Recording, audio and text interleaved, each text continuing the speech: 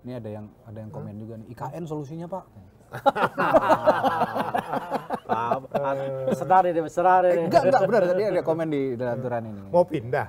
Nggak tahu ya, pokoknya IKN solusinya Pak. Tapi Gitu. emang Kayaknya yakin DKI juga nggak banjir. Gini, kalau dulu IKN itu kan cerita ketika ingin menitipkan titik nolnya lah kan. Orang mengatakan bagaimana antisipasi sebuah kota ke depan dengan mengantisipasi potensi terjadinya banjir. Kan dihitung semuanya, nih muncullah, oh ya berarti titiknya itu harus pada titik yang paling aman. Jadi misalnya kan wilayah yang kemungkinan kena potensi di kawasan inti pusat pemerintahan itu harus bebas dari banjir. Cuman belum bebas dari longsor.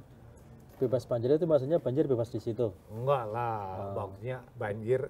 Yang penting sistem drainasenya.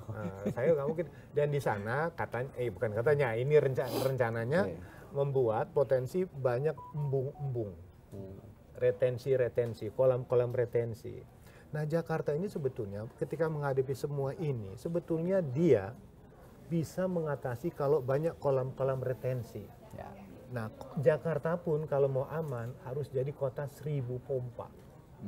Karena banyak yang sudah turun permukaannya. Ya kan, kalau terjadi apa-apa dia turun, dipompa satu-satunya cara.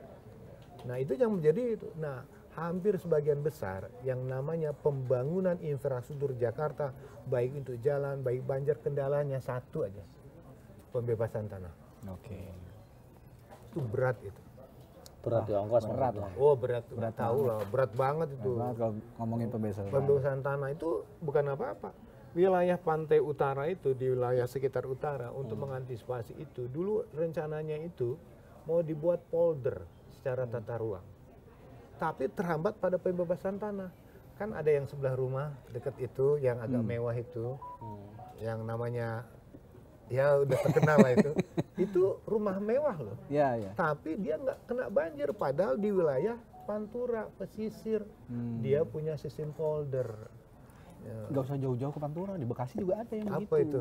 Jadi ada rumah mewah yang nggak pernah kena banjir, kompleks sebelahnya banjir terus. Nah, itu ternyata memang iya, ada dia pengaturan yang yang bagus. bagus. Jadi dia tahu. Tapi belakangan lucu. Apa itu? Tembok yang banjir dijebol supaya lalir ke tembok yang nggak banjir.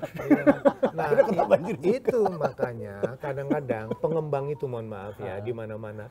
Gue udah bangun duluan. Outlet saya kan bingung karena apa? Sistem drainase dalam lingkungan perumahannya oke saya tata, tapi saluran primernya nggak ada. Oke, saluran primer. Nggak ada. Jadi akhirnya dia buang ke sebelah bangun lagi, gua buang ke sebelah, buang ujungnya kena dampaknya ujung. Nah itu makanya ketika banyak pengembang bangun kadang-kadang dia tidak tahu kemana aliran air ini akan dibawa. Nah harusnya kan ketika memberikan izin, pemerintah daerah itu kan harus menimbang itu kan, menimbang soal RT RW-nya itu kan, soal ketercukupan ruang terbuka hijau, misalnya soal sistem drainasenya. Tapi kesulitan pertama gini, ketika kita lihat kan tata ruang kita itu, kan ada RT RW, perencanaan makro. Lemahnya itu di RDTR, rencana detail tata ruangnya, per wilayahnya, kecamatan atau kawasannya. Kadang-kadang ini nggak ada, tapi pembangunan sudah dilakukan. Apalagi tidak ada namanya master plan sektor untuk drainasenya. Jadi contohnya misalnya, contoh ya mohon maaf ya. Jadi maksudnya anggaran ada tapi nggak lakukan itu? Bukan. Jadi gini, saya pengembang. Saya punya tanah di sini nih. Oke. Saya mau bangun perumahan. Pertanyaannya, sudah ada jaringan drainase nggak yang induknya ke sana? Nggak ada. Kalau nggak ada, lu mau buang kemana? Dia rubah hamparan itu yang tadinya vegetasi, dia jadikan perumahan. Dia lihat, oh ada sungai kecil, dia buang ke situ. Otomatis terbebani dong kawasan itu. Ketika run off-nya berubah ya kan, aturannya run off-nya kan nol, bisa dibantu resapi. Ini kalau udah hampir satu, apa yang jatuh itu yang hilang.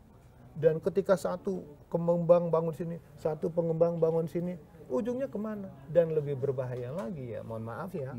Kalau di wilayah Bekasi itu di antara Cikeas atau misalnya Sungai Cilengsi itu dan Kali Bekasi itu jarak rumah dengan sungai sudah sangat dekat.